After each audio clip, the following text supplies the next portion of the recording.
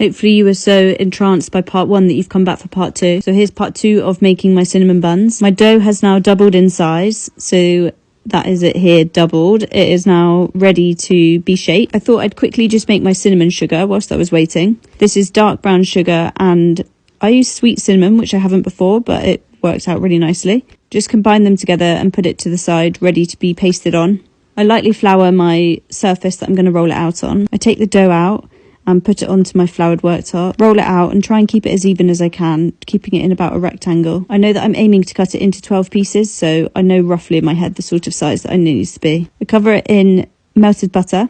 Make sure that it's quite generously coated, because over this is going your cinnamon sugar. And I really try and cover this because no one likes a cinnamon bun that doesn't have enough cinnamon in it.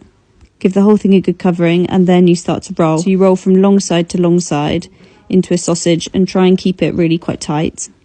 And then I do mark it out because it makes it a bit easier, and then chop it up into, mine made 12 pieces. I then arrange them into this tray, and they then have to have a second proving again. So I cover it with some cling film. These then stay in for another hour, just proving. They don't quite double, but they get quite a lot bigger, and now they're ready to go into the oven.